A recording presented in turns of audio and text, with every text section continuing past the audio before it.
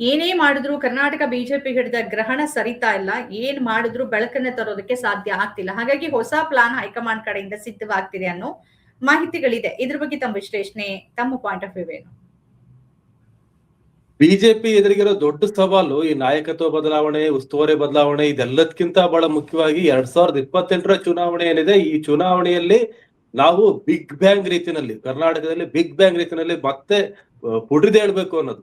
ಅದಕ್ಕೆ ಏನ್ ಮಾಡ್ತಾರೆ ಅಂತಕ್ಕಂಥದ್ದು, ಈಗ ಇರತಕ್ಕಂತ ಸಮಸ್ಯೆಗಳನ್ನ ನೋಡಿದ್ರೆ ಎಲ್ಲಿಂದ ಶುರು ಮಾಡ್ಬೇಕು ಅಂತ ಬಹುಶಃ ಹೈಕಮಾಂಡು ಸಹ ಯೋಚನೆ ಮಾಡ್ತಿದೆ ಅನ್ಸುತ್ತೆ. ಈಗ ಮೊದಲನೇದಾಗಿ ವಿಜೇಂದ್ರ ಅವರು ಬಿಜೆಪಿ ರಾಜ್ಯಾಧ್ಯಕ್ಷರಾದ್ಮೇಲೆ ಬಿಜೆಪಿ ಅಂತ ಪರ್ಫಾರ್ಮೆನ್ಸ್ ತೋರಿಸಿಲ್ಲ. ಬಿಜೆಪಿ ಪರ್ಫಾರ್ಮೆನ್ಸ್ ತೋರಿಸಿದ್ ಯಾವಾಗ ಅಂದ್ರೆ ಯಡಿಯೂರಪ್ಪನವರ ಕಾಲದಲ್ಲಿ, ಯಡಿಯೂರಪ್ಪನವರ ನಾಮಬಲ ಇದ್ದಂತ ಸಂದರ್ಭದಲ್ಲಿ.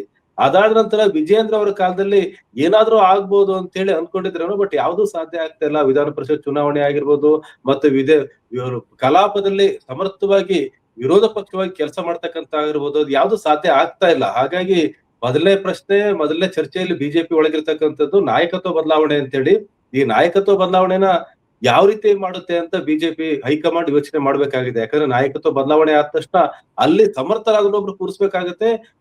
ಸ್ಪಷ್ಟವಾಗಿ ಹೇಳ್ಬೇಕು ಅಂತಂದ್ರೆ ಯಡಿಯೂರಪ್ಪನವ್ರ ತಂತ ಒಬ್ಬ ನಾಯಕ ಬೇಕಾಗುತ್ತೆ ಅವರಿಗೆ. ಅಂತ ನಾಯಕರನ್ನು ಕೂರಿಸ್ಬೇಕಾಗಿದೆ. ಅಂತ ಮುಖಗಳನ್ನ ಬಿಜೆಪಿ ಹೇಗ್ ಹುಡುಕುತ್ತೆ ಅನ್ನೋದು ಬಿಜೆಪಿಯ ಮೊದಲ ಹೆಜ್ಜೆ ಆಗಿರುತ್ತೆ. ಇನ್ನು ಉಸ್ತುವಾರಿ ಬಗ್ಗೆ ಚರ್ಚೆ ಬಹಳ ತೀವ್ರವಾಗಿ ನಡೀತಾ ಇದೆ. ಉಸ್ತುವಾರಿಯಿಂದ ಅವ್ರ ಜವಾಬ್ದಾರಿ ಏನಿರುತ್ತೆ, ಅವ್ರು ಏನ್ ಮಾಡ್ತಾರೆ ಕರ್ನಾಟಕದಲ್ಲಿ? ಯಾಕೆ ಅಂತಂದ್ರೆ ಬೇರೆ ರಾಜ್ಯಗಳಲ್ಲಿ ಉಸ್ತುವಾರಿಯ ಪಾತ್ರ ಬಹಳ ಮುಖ್ಯವಾಗಿರ್ಬೋದು. ಯಾಕಂದ್ರೆ ಮಧ್ಯಪ್ರದೇಶ, ಉತ್ತರ ಪ್ರದೇಶ ಈ ತರದ ರಾಜ್ಯಗಳಲ್ಲಿ, ಅಥವಾ ಗುಜರಾತ್, ಮಹಾರಾಷ್ಟ್ರದಂತ ರಾಜ್ಯಗಳಲ್ಲಿ. ಆದ್ರೆ ಕರ್ನಾಟಕದ ಬಿಜೆಪಿಯ ವಿನ್ಯಾಸ ಏನಿದೆ, ಇದು ಸ್ವಲ್ಪ ಬೇರೆ ತರದೇ ವಿನ್ಯಾಸ ಇದೆ. ಇಲ್ಲಿ ಹೈಕಮಾಂಡ್ ಹೊರತಾಗಿ ಇಂಡಿಪೆಂಡೆಂಟ್ ಆಗಿ ಬೆಳೆದಂತ ಬಿಜೆಪಿ ಕರ್ನಾಟಕದಲ್ಲಿ ಇರ್ತಕ್ಕಂಥದ್ದು. ಹೈಕಮಾಂಡ್ ಅಡಿಯಾಳಾಗಿ ಇಲ್ಲಿ ಬಿಜೆಪಿ ಬೆಳೆದಿಲ್ಲ. ಬಿಜೆಪಿಯಲ್ಲಿ ಬೆಳೆದಿದ್ದು ಬಿಜೆಪಿ ವಿರೋಧ ಪಕ್ಷವಾಗಿ ಮಾಡಿದಂತ ಗಟ್ಟಿ ಹೋರಾಟಗಳು, ಮತ್ತೆ ಎತ್ತಿದ ಧ್ವನಿಗಳು, ಯಡಿಯೂರಪ್ಪನವರ ನೇತೃತ್ವದಲ್ಲಿ ನಡೆದಂತ ರೈತ ಹೋರಾಟಗಳು, ಬೇರೆ ಬೇರೆ ಜೀತ ವಿಮುಕ್ತಿ ಹೋರಾಟಗಳು, ಈ ತರದ ಹೋರಾಟಗಳಿಂದ ಇಲ್ಲಿ ಬಿಜೆಪಿ ಜನರಿಗೆ ಹತ್ತಿರ ಆಗಿದ್ದೇ ಹೊರತು ಬೇರೆ ವಿಷಯಗಳಲ್ಲಿ ಈ ಕಳೆದ 2 ದಶಕಕ್ಕಿಂತ ಹಿಂದೆ ನೋಡಿದ್ರೆ ಅಲ್ಲಿ ಬಿಜೆಪಿ ಬೇರೆ ತರನೇ ಇತ್ತಲ್ಲಿ. ಅಧಿಕಾರಕ್ಕೆ ಬಂದ ಮೇಲೆ ಸ್ವಲ್ಪ ಬೇರೆ ತರ ಆಯ್ತು. ಅದೇನ್ ಹೈಕಮಾಂಡ್ ನ ಪ್ರಭಾವ ಇತ್ತು ಆತರ ನಡ್ಕೊಳ್ತು ಅಂತ ಹೇಳ್ಬೋದು. ಆದ್ರೆ ಬಿಜೆಪಿಯ ಕಾರ್ಯಕರ್ತರು ಇಲ್ಲಿ ಬಂದಿರೋದು ಈ ರೀತಿಯ ಹೋರಾಟಗಳಿಂದ. ಎಲ್ಲೋ ಕೆಲವು ಜಿಲ್ಲೆಗಳಲ್ಲಿ ಅಥವಾ ಕೆಲವು ಭಾಗಗಳಲ್ಲಿ ಬಿಜೆಪಿಯ ಅಜೆಂಡಾ ತುಂಬಾ ಸ್ಟ್ರಾಂಗ್ ಆಗಿ ಕೆಲಸ ಮಾಡಬಹುದು.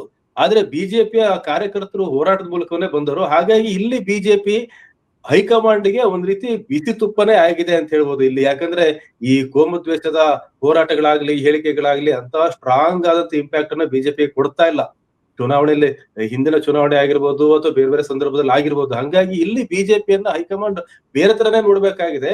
ಹಾಗಾಗಿ ಉಸ್ತುವಾರಿಯ ಪಾತ್ರ ಕರ್ನಾಟಕದ ಬಿಜೆಪಿಯನ್ನ ಕಟ್ಟುವಲ್ಲಿ ಅಥವಾ ಬಲಪಡಿಸುವಲ್ಲಿ ತುಂಬಾ ಕಡಿಮೆ ಅಂತಾನೆ ಹೇಳ್ಬೋದು ಇದುವರೆಗಿನ ಸ್ವರೂಪವನ್ನ ನೋಡಿದ್ರೆ. ಹಾಗಾಗಿ ಹೈಕಮಾಂಡ್ ಯಾವ ರೀತಿಯ ಮಾಸ್ಟರ್ ಪ್ಲಾನ್ ಮಾಡ್ತಿದ್ಯೋ, ಏನ್ ಮಾಡ್ತಿದ್ಯೋ ನೋಡ್ಬೇಕಾಗಿದೆ ಈ ವಿಚಾರದಲ್ಲಿ. ನಿಮ್ ಪ್ರಕಾರ ಅಂದ್ರೆ ಇದೇ ಸ್ಥಿತಿಯಲ್ಲಿ ಏನಾದ್ರೂ ಬಿಜೆಪಿ ಮುಂದುವರೆದ್ರೆ ಕರ್ನಾಟಕದಲ್ಲಿ ವಿರೋಧ ಪಕ್ಷನೇ ಇರುತ್ತೇನೋ, ಅಂದ್ರೆ ಜೆಡಿಎಸ್ ಪಡ್ಕೊಂಡಷ್ಟು ಸ್ಥಾನವನ್ನು ಬಿಜೆಪಿ ಪಡ್ಕೊಳ್ಳುತ್ತೆ ಅಂತ ನನಗಂತೂ ಇವತ್ತಿಗೆ ಅನ್ನಿಸ್ತಿಲ್ಲ. ಅಷ್ಟು ನಿತ್ರಾಣಗೊಂಡಿದೆ ಕರ್ನಾಟಕದ ಬಿಜೆಪಿ. ಏಕೆಂದ್ರೆ ಅದಕ್ಕೆ ಹೊಸದಾದ ಆಲೋಚನೆ, ಅಜೆಂಡಾಗಳು ಸಿಗ್ತಿಲ್ಲ. ರಾಜ್ಯ ಸರ್ಕಾರ ಕೂಡ ಬಹಳ ಸ್ಟ್ರಿಕ್ಟ್ ಆಗಿರೋದ್ರಿಂದ ಕೋಮು ಗಲಭೆಯನ್ನ ಸೃಷ್ಟಿ ಮಾಡೋದಕ್ಕೋ, ಆ ತರದ ಹೇಳಿಕೆ ಕೊಡೋದಕ್ಕೋ, ಕರಾವಳಿಯನ್ನ ಎತ್ತು ಕಟ್ಟೋದಕ್ಕೋ ಏನೂ ಸಾಧ್ಯ ಆಗ್ತಿಲ್ಲ. ಅಭಿವೃದ್ಧಿ ಮತ್ತು ಸಮಸ್ಯೆಗಳನ್ನ ಇಟ್ಕೊಂಡು ರಾಜಕೀಯ ಮಾಡಿನೇ ಬಿಜೆಪಿ ಗೊತ್ತಿಲ್ಲ. ಹಾಗಾಗಿ ಅದಕ್ಕೆ ಏನ್ ಮಾಡ್ಬೇಕು ಅಂತ ಒಂದ್ ರೀತಿ ಕಣ್ಣು ಕಟ್ಟಿ ಕಾಡಿಗೆ ಬಿಡ್ತಾರಲ್ಲ, ಆ ಸ್ಥಿತಿಯಲ್ಲಿ ಕರ್ನಾಟಕದ ಬಿಜೆಪಿ ಇದೆ ಅಂತ ಅನ್ಸುತ್ತೆ. ಇದ್ರ ಬಗ್ಗೆ ತಮ್ಮ ಪಾಯಿಂಟ್ ಆಫ್ ವ್ಯೂ ಏನು?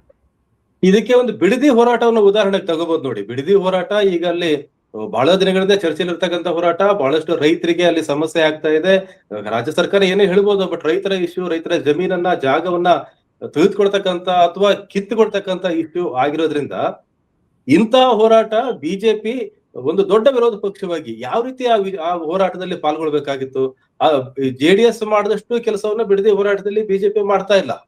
ಅಥವಾ ಅವರ ಅನ್ನದ ತಟ್ಟೆಗೆ ನಾವೇ ಕೈ ಹಾಕೋದು ಅಂತ ಬಿಜೆಪಿ ಏನಾದ್ರು ಯೋಚನೆ ಮಾಡ್ತಾ ಇದೆ. ಹೆಂಗಿದ್ರು ನಮ್ದು ಸಮ್ಮಿಶ್ರ ಪಕ್ಷ, ಅದು ಎಲ್ಲ ಮೈತ್ರಿ ಇದೆ. ಹಾಗಾಗಿ ಅಲ್ಲಿ ಜೆಡಿಎಸ್ ಹೋರಾಟ ಮಾಡ್ತಿದೆ, ನಾವ್ಯಾಕೆ ಅವ್ರ ತಟ್ಟೆಗೆ ಕೈ ಹಾಕೋದು ಅಂತ ಏನಾದ್ರು ಬಿಜೆಪಿ ಯೋಚನೆ ಮಾಡ್ತಿದ್ವಿ. ಆದ್ರೆ ಬಿಜೆಪಿ ಜೆಡಿಎಸ್ ಜೊತೆ ಮೈತ್ರಿ ಮಾಡ್ಕೋಬೇಕಾದ್ರೆ ಬಿಜೆಪಿ ಯೋಚನೆ ಬೇರೆ ರೀತಿ ಇತ್ತು. ಏನು ಹಳೆ ಮೈಸೂರು ಮತ್ತು ಒಕ್ಕಲಿಗರು ಈ ಜೆಡಿಎಸ್ ನ ಸ್ಟ್ರಾಂಗ್ ಬೆಲ್ಟ್ ಏನಿದೆ, ಅಲ್ಲಿ ಬಿಜೆಪಿ ಬೆಳಿತಕ್ಕಂತ ಒಂದು ಯೋಚನೆಯು ಸಹ ಅಲ್ಲಿ ಇತ್ತು ಮೈತ್ರಿ ಮಾಡ್ಕೊಳ್ಳೋ ಸಂದರ್ಭದಲ್ಲಿ. ಆದ್ರೆ ಬಿಡದಿ ಹೋರಾಟದ ಮೂಲಕ ಒಂದು ಬೆಸ್ಟ್ ಎಕ್ಸಾಂಪಲ್ ಆಗಿತ್ತು ಬಿಜೆಪಿಗೆ. ಈ ಬಂದ್ರು, ವಿಜೇಂದ್ರ ಹೋದ್ರು, ಮತ್ತೊಬ್ಬ ನಾಯಕರು ಹೋದ್ರು, ಭೇಟಿ ಮಾಡಿದ್ರು, ಮಾತಾಡಿದ್ರು, ಬಂದ್ರು, ಬಿಟ್ರೆ ಆ ವಿಷಯವನ್ನ ಸ್ಟ್ರಾಂಗ್ ಆಗಿ ತಗೋತಾ ಇಲ್ಲ. ಹಾಗಾಗಿ ಬಿಜೆಪಿ ಈಗ ಒಂದು ಪುನರಾವಲೋಕನ ಮಾಡ್ಕೋಬೇಕಾಗಿದೆ. 28 ಚುನಾವಣೆಗೆ ತಯಾರಾಗ್ಬೇಕು ಅಂತಂದ್ರೆ ನೀವ್ ಹೇಳ್ದಂಗೆ ಒಂದು ಸ್ಟ್ರಾಂಗ್ ಆದಂತ ಒಂದು ಯಾವುದೇ ತರದ ಗಲಭೆಗೆ ಅವಕಾಶ ಮಾಡ್ಕೊಡದಂತ ಕಾಂಗ್ರೆಸ್ ಸರ್ಕಾರ, ಅದು ಕೋಮು ಗಲಭೆ ವಿಚಾರದಲ್ಲಿ. ಇಂತಹ ಸಂದರ್ಭದಲ್ಲಿ ಈ ಅಜೆಂಡಾ ವರ್ಕೌಟ್ ಆಗಲ್ಲ ಅಂತ ಅಂದಾಗ ಬಿಜೆಪಿಗೆ ಇರುವ ಏಕಮಾತ್ರ ದಾರಿ ಪ್ರಬಲ ವಿರೋಧ ಪಕ್ಷವಾಗಿ ಜನರ ಹತ್ರ ಹೋಗೋದು ಬಿಟ್ರೆ ಇನ್ನು ಬೇರೆ ಯಾವ ಮಾರ್ಗಗಳು ಇಲ್ಲ. ಆದ್ರೆ ಆದ್ರೆ ಬಿಜೆಪಿಗೆ ಬೇರೆ ವಿಚಾರಗಳನ್ನ ಇಟ್ಕೊಂಡು ಜನರ ಹತ್ರ ಹೋಗಿ ಅಭ್ಯಾಸ ಇಲ್ಲ, ಮತ್ತೆ ಅದ್ರ ರಾಜಕೀಯ ಅಜೆಂಡನೂ ಅಲ್ಲ. ಹಿಂದುತ್ವವೇ ರಾಜಕೀಯ ಅಜೆಂಡಾ. ನೀವು ಯಾವ ರಾಜ್ಯದಲ್ಲಿ ತಗೊಳ್ಳಿ, ಅಸ್ಸಾಂ ತಗೊಳ್ಳಿ ಅಥವಾ ಮಣಿಪುರ ತಗೊಳ್ಳಿ, ಪಶ್ಚಿಮ ಬಂಗಾಳ ತಗೊಳ್ಳಿ, ಎಲ್ಲೇ ತಗೊಂಡ್ರು ಅವ್ರಿಗೆ ಇರೋದೇ ಹಿಂದುತ್ವ. ಆ ಹಿಂದುತ್ವದ ಒಂದ್ ನಾಣ್ಯ ಏನಿದೆ ಅದು ಸವಕಲಾಗ್ಬಿಟ್ಟಿದ್ಯಾ ಕರ್ನಾಟಕದಲ್ಲಿ ಮಾತ್ರ ಅಲ್ಲ, ತಮಿಳುನಾಡು ಚುನಾವಣೆ ನಾವು ನೋಡ್ಬೋದು, ಕೇರಳ ಚುನಾವಣೆ ನೋಡ್ಬೋದು. ಇಲ್ಲಿ ಎಲ್ಲೂ ಸಹ ಬಿಜೆಪಿ ಆ ನಾಣ್ಯ ಚುನಾವಣೆ ಆಗೋದಿಲ್ಲ ಅನ್ನೋದು ಅರ್ಥ ಆಗ್ಬಿಟ್ಟಿದೆ.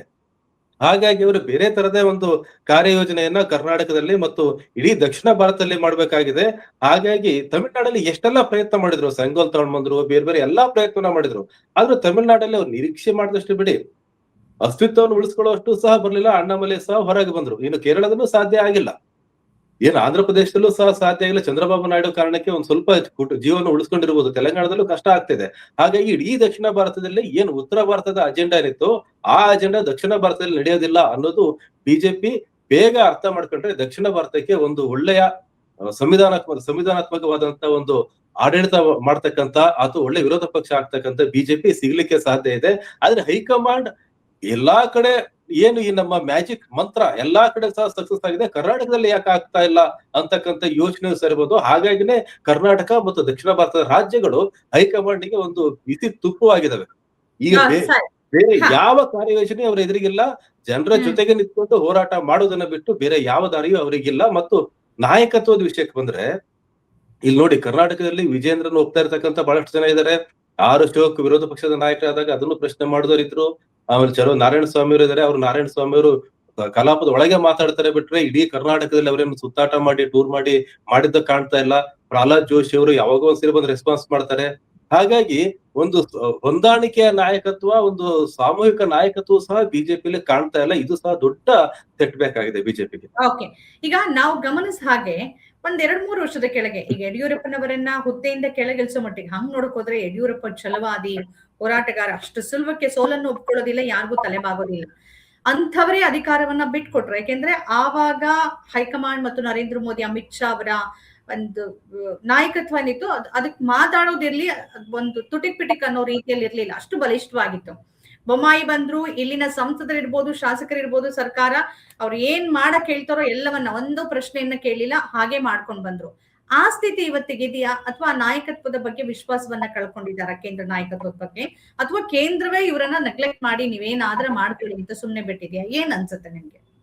ಈಗ ನೋಡಿ, ಹಿಂದಿನ ಚುನಾವಣೆಯಲ್ಲಿ ಈಶ್ವರಪ್ಪನವರಿಗೆ ಟಿಕೆಟ್ ಕೊಡ್ಲಿಲ್ಲ, ಶೆಟ್ಟರ್ ಅವರೇ ಟಿಕೆಟ್ ಕೊಡ್ಲಿಲ್ಲ, ಬೊಮ್ಮಾಯಿ ಅವರಿಗೆ ಟಿಕೆಟ್ ಕೊಡ್ಲಿಲ್ಲ ವಿಧಾನಸಭೆ ಚುನಾವಣೆಯಲ್ಲಿ. ಅದನ್ನೆಲ್ಲ ಒಪ್ಕೊಂಡ್ರು ಅವರೆಲ್ಲ. ಈ ಯಡಿಯೂರಪ್ಪನವರು ಚುನಾವಣೆಗಿಂತ ಬಹುತೇಕ 1 ವರ್ಷ ಮುಂಚೆನೆ ಅವ್ರು ಘೋಷಣೆ ಮಾಡಿದ್ರು ಮುಂದಿನ ಚುನಾವಣೆಯಲ್ಲಿ ವಿಜೇಂದ್ರ ಶಿಕಾರ್ಪುರ ನಿಲ್ತಾರೆ ಅಂತೇಳಿ. ಈ ನಾಯಕರಿಗೆ ಟಿಕೆಟ್ ಕೊಡದೇ ಇದ್ದಾಗ ಜಗದೀಶ್ ಶೆಟ್ಟರ್ ಅವರು ಏನೋ ಆ ಸಂದರ್ಭದಲ್ಲಿ ಪ್ರಶ್ನೆ ಮಾಡಿ ಕಾಂಗ್ರೆಸ್ಗೆ ಹೋದ್ರು. ಆದ್ರೆ ಈಶ್ವರಪ್ಪನವ್ರು ನಿಲ್ಲದೇ ಇಲ್ಲ ಅಂತ ಅಂದ್ರು. ಬೊಮ್ಮಾಯಿ ಅವರು ಸಹ ಒಪ್ಕೊಂಡ್ರು. ಅಂದ್ರೆ ಮಾಜಿ ಮುಖ್ಯಮಂತ್ರಿಗಳು ಸಹ ಹೈಕಮಾಂಡ್ ಮಾತನ್ನ ಶಿರಸಾವಹಿಸಿ ಪಾಲನೆ ಮಾಡಿದಂತ ಸಂದರ್ಭ ಅದಾಗಿತ್ತು. ಆದ್ರೆ ಈಗ ನಿಜವಾಗ್ಲೂ ಪ್ರಶ್ನೆ ಬರ್ತಾ ಇರ್ತಕ್ಕಂಥದ್ದು, ಹೈಕಮಾಂಡ್ ನ ಹಿಡಿತ ತಪ್ಪೋಗ್ತಿದ್ಯಾ ಕರ್ನಾಟಕದ ಬಿಜೆಪಿಯ ಮೇಲೆ ಅಂತೇಳಿ. ನೋಡಿ, ಇದೊಂದು ವಿಧಾನ ಪರಿಷತ್ ಚುನಾವಣೆಯಲ್ಲಿ ಕ್ರಾಸ್ ವೋಟಿಂಗ್ ಆಗಿದೆ. ಈಗ ಆಗ್ಲೇ ವರದಿಯನ್ನು ಸಹ ಸಲ್ಲಿಸಿ ಆಗಿದೆ. ಸಿ.ಟಿ. ರವಿ ಅವರ ಒಳಗೊಂಡಂತ ಸಮಿತಿ ಕ್ರಮ ಯಾರ ಮೇಲೆ ಮಾಡಿದ್ದಾರೆ? ಈ ರೀತಿ ಸಂಘಟನಾತ್ಮಕವಾಗಿ ಇರತಕ್ಕಂತ ಸಮಸ್ಯೆಗಳನ್ನ ಬಗೆಹರಿಸಲಿಕ್ಕೆ ಹೈಕಮಾಂಡ್ಗೆ ಯಾಕೆ ಆಗ್ತಿಲ್ಲ ಅಂದ್ರೆ, ಕರ್ನಾಟಕ ಬಿಜೆಪಿನಲ್ಲಿ ಏನು ಮೊದಲಿನ ಹೈಕಮಾಂಡ್ ಒಂದು ಪ್ರಭಾವವನ್ನು ಉಳಿಸ್ಕೊಂಡಿತ್ತು, ಈಗ ಆ ಪ್ರಭಾವ ಇಲ್ವಾ ಅನ್ನೋದು ಕಾರ್ಯಕರ್ತರಲ್ಲೂ ಸಹ ಪ್ರಶ್ನೆ ಆಗಿದೆ. ಅದನ್ನ ಈಗ ಚರ್ಚೆ ಮಾಡ್ತಾ ಇದ್ದಾರೆ. ಹಾಗಾಗಿ ಇಡೀ ಈ ಸಂಘಟನೆಯ ಅಥವಾ ಇದುವರೆಗಿನ ಲೋಪಗಳೇನಿದೆ ಇದೆಲ್ಲದೂ ಸಹ ಉಸ್ತುವಾರಿಗಳ ಮೇಲೆ ಹಾಕಿ ಉಸ್ತುವಾರಿಗಳನ್ನು ಬದಲಾಯಿಸಿ ಅಂತಕ್ಕಂಥ ಇದೊಂದು ಡೈವರ್ಷನ್ ಚರ್ಚೆ ಶುರುವಾಗಿದೆ ಬಿಜೆಪಿಲಿ ಅಂತ ಅನುಮಾನ ಕಾಡ್ತಾ ಇದೆ. ಓಕೆ, ಇದ್ರ ಜೊತೆಲಿ 2 ವಿಚಾರಗಳು. ಒಂದು, ಬಿಜೆಪಿಯನ್ನ ಈ ರೀತಿ ಸಮಸ್ಯೆ ಕಾಡ್ತಿದ್ರೆ, ಒಂದು ಅವರ ಒಳಗಿನ ಒಳ ಜಗಳ ಬಣ ಕಾಡ್ತಾ ಇದ್ರೆ, ಇನ್ನೊಂದು ಕಡೆಯಲ್ಲಿ ಅದನ್ನ ಮುನ್ನಡೆಸಬೇಕಾಗಿದ್ದ ಮತ್ತು ಹಿಂದೆ ನಿಂತು ಆಡಿಸ್ತಾ ಇದ್ದ RSS ಅನ್ನ ರಾಜ್ಯದ ಪ್ರಿಯಾಂಕಾ ಬಿ.ಕೆ. ಹರಿಪ್ರಸಾದ್ ತರದ ನಾಯಕರು ಇಕ್ಕಟ್ಟಿಗೆ ಸಿಲುಕಿಸ್ತಾ ಇದ್ದಾರೆ. ಇದೆಲ್ಲವೂ ಒಟ್ರಾಶಿಯಾಗಿ ಗೊಂದಲಕ್ಕೆ ಕಾರಣ ಆಗಿದೆಯಾ? ಇಲ್ಲಿ ನೋಡಿ, ನನಗನ್ಸ್ತಾ ಇರೋದೇನಂದ್ರೆ ಕರ್ನಾಟಕವೂ ಸಹ ಕಾಂಗ್ರೆಸ್ ಕರ್ನಾಟಕವನ್ನು ಸಹ ಈ RSS ಗೆ ವಿರೋಧ ಮಾಡ್ತಕ್ಕಂಥ ವಿಷಯದಲ್ಲಿ ಒಂದು ಪ್ರಯೋಗ ಶಾಲೆಯನ್ನಾಗಿ ಮಾಡ್ಕೊಂಡಿದೆ. ಇದರ ಫಲಿತಾಂಶ ಹೇಗ್ ಬರುತ್ತೆ ನೋಡೋಣ ಅಂತಕ್ಕಂಥ ಒಂದು ಪ್ರಯೋಗ ಶಾಲೆ ಆಗಿದೆ. ಮತ್ತು ಬಿಜೆಪಿಗೂ ಸಹ ಕರ್ನಾಟಕ ಒಂದ್ ರೀತಿ ಈ ಪ್ರಯೋಗ ಶಾಲೆಯೇ ಆಗಿದೆ ಅದು. ಯಾಕಂದ್ರೆ RSS ಬಗ್ಗೆ ಇಷ್ಟು ಪ್ರತಿರೋಧ ಬರ್ತಾ ಇರ್ತಕ್ಕಂಥ ಸಂದರ್ಭದಲ್ಲಿ ಇದನ್ನ ಫೇಸ್ ಮಾಡಿ ಆ ಚರ್ಚೆಯನ್ನ ತಣ್ಣಗೆ ಮಾಡ್ತಕ್ಕಂಥದ್ದು ಹೇಗೆ ಅಂತಕ್ಕಂಥ ಪ್ರಯೋಗ, ಅದೊಂದು ಸವಾಲಿದೆ.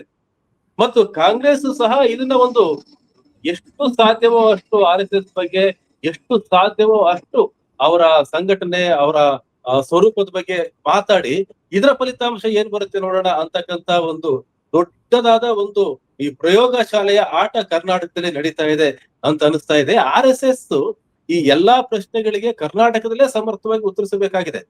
ಇನ್ನು ಬೇರೆ ಎಲ್ಲೂ ಸಹ ಈ ರೀತಿಯ ಪ್ರಶ್ನೆಗಳನ್ನ RSS ಎದುರಿಸ್ತಾ ಇಲ್ಲ. ನೀವು ನೋಂದಣಿ ಯಾಕೆ ಮಾಡ್ಕೊಂಡಿಲ್ಲ ಅಂತೇಳಿ, ಅಥವಾ ನೀವು ನೀವು ಕೊಡಿ ಪರ್ಮಿಷನ್ಗೆ ಆಮೇಲೆ ನಾವು ಕೊಡ್ತೀವಿ ಅಂತಕ್ಕಂಥ ಮಾತನ್ನ, ಅದು ಇನ್ನೂ ಬೇರೆ ಬೇರೆ ಮಾತುಗಳನ್ನ ಖರ್ಗೆ ಅವರು ಮತ್ತೆ ಬಿ.ಕೆ. ಹರಿಪ್ರಸಾದ್ ಅವರು, ಈ ಬಿ.ಕೆ. ಹರಿಪ್ರಸಾದ್ ಅವರು ಕಾಂಗ್ರೆಸ್ ಅಧ್ಯಕ್ಷರಾದ ಸಂದರ್ಭದಲ್ಲೇ ಮೊದಲಿಂದನೂ ಅವ್ರ ನಿಲುವು ಗೊತ್ತಿತ್ತು, RSS ಬಗ್ಗೆ ತುಂಬಾ ಸ್ಟ್ರಾಂಗ್ ಆಗಿ ಮಾತಾಡ್ತಾರೆ ಅಂತೇಳಿ. ಇಲ್ಲಿ ಖರ್ಗೆ ಅವರು ಮಾತಾಡ್ತಿದ್ದಾರೆ. RSS ಬಗ್ಗೆ ಸ್ಟ್ರಾಂಗ್ ಆಗಿ ಮಾತಾಡ್ತಕ್ಕಂಥ ಒಬ್ರು ವ್ಯಕ್ತಿ ನಾಯಕ ಬೇಕು ಅಂತಾನೆ ಕಾಂಗ್ರೆಸ್ ಆಯ್ಕೆ ಮಾಡಿದಂತ ಸಂದರ್ಭದಲ್ಲಿ ಈ RSS ನ ವಿರೋಧ ಏನಿದೆ ಇದು ಸ್ಟ್ರಾಂಗ್ ಆಗಿ ನಾವು ಕರ್ನಾಟಕದಲ್ಲೇ ಇದನ್ನ ಗೆದ್ದು ಬಿಡೋಣ ಈ ಚರ್ಚೆಯನ್ನ ಅಂತಕ್ಕಂತ ಒಂದು ಪ್ರಯತ್ನವೂ ಸಹ ಕಾಂಗ್ರೆಸ್ ನಲ್ಲಿ ಕಾಣ್ತಾ ಇದೆ. ಹಾಗಾಗಿ ಈ ಪ್ರಯೋಗ ಶಾಲೆಗಳು ಇದನ್ನ ಎದುರಿಸಬೇಕಾದಂತ ಬಿಜೆಪಿ ಮತ್ತು RSS ನ ವಿರೋಧ ಮಾಡ್ತಕ್ಕಂತ ಕಾಂಗ್ರೆಸ್, ಈ ಪ್ರಯೋಗ ಶಾಲೆಯ ಫಲಿತಾಂಶಕ್ಕೆ ಇನ್ನು ಸ್ವಲ್ಪ ದಿನಗಳಲ್ಲೇ ಶುರುವಾಗುತ್ತೆ ಅದರ ಪರಿಣಾಮಗಳು. ಆದ್ರೆ ಅಲ್ಲಿವರೆಗೂ ಹೋಗ್ಲಿಕ್ಕೆ ಬಿಡಬಾರದು ಅನ್ನೋದು ಬಿಜೆಪಿಯ ಒಂದು ಪ್ರಯತ್ನ. ಇಲ್ಲಿ ಈ ಚರ್ಚೆಗಳು ತುಂಬಾ ಸ್ಟ್ರಾಂಗ್ ಆಗ್ತಾ ಹೋದ್ರೆ, ಜನಸಾಮಾನ್ಯರಲ್ಲೂ ಸಹ ಚರ್ಚೆ ಶುರು ಮಾಡ್ತಾ ಹೋದ್ರೆ, ಆಮೇಲೆ ರಾಮ ಮಂದಿರದ ವಿಷಯ ಏನದು ಕೇವಲ ಭಕ್ತಿಯ ವಿಷಯ ಅನ್ನೋದನ್ನ ಮೀರಿ ಅಲ್ಲಿ ಬಿಜೆಪಿ ಚರ್ಚೆ ಮಾಡ್ತಾ ಇರೋ ಸಂದರ್ಭದಲ್ಲಿ ಬೇರೆ ರೀತಿಯ ಚರ್ಚೆಗಳು ಶುರುವಾದಾಗ ಈ ಚರ್ಚೆಗಳು ಜನರಿಗೆ ತಲುಪಬಾರ್ದು, ಯಾವ ಕಾರಣಕ್ಕೂ ಒಬ್ಬ ಸಾಮಾನ್ಯ ಮತದಾರರಿಗೆ ಈ ಚರ್ಚೆ ಮುಟ್ಟಬಾರ್ದು ಅಂತಕ್ಕಂತ ಬೇರೆ ಬೇರೆ ಹಲವು ರೀತಿಯ ಪ್ರಯತ್ನಗಳನ್ನ ಈಗಾಗಲೇ ಬಿಜೆಪಿ ಶುರು ಮಾಡಿದೆ ಆಗ್ಲೇ. ಹಾಗಾಗಿ ಕಾಂಗ್ರೆಸ್ ಮತ್ತು ಬಿಜೆಪಿ ಪೈಪೋಟಿಯ ಈ ಫಲಿತಾಂಶ ಏನು ಅನ್ನೋದಕ್ಕೆ ಬಹುಶಃ ಇನ್ನೊಂದು ಕೆಲವು ತಿಂಗಳು ಬೇಕಾಗಬಹುದು, ಏನು ಗೊತ್ತಾಗುತ್ತೆ ಅದೇನಂತ ಕಾದ್ ನೋಡೋಣ. ಅದನ್ನ ಹೇಗೆ ಎದುರುಗೊಳ್ಳುತ್ತೆ ಕಾಂಗ್ರೆಸ್ ಅನ್ನೋದು ಕೂಡ ಬಹಳ ಮುಖ್ಯ ಆಗುತ್ತೆ. ಹೊನ್ನಾಳಿ ಚಂದ್ರಶೇಖರ್ ಅವರು ಇಷ್ಟೊತ್ತು ಈ ವಿಚಾರದ ಬಗ್ಗೆ ತಮ್ಮ ಪಾಯಿಂಟ್ ಆಫ್ ವ್ಯೂ ನಮ್ಮ ಜೊತೆ ಹಂಚಿಕೊಂಡ್ರಿ. ಧನ್ಯವಾದ, ನಮಸ್ಕಾರ, ಥ್ಯಾಂಕ್ ಯು.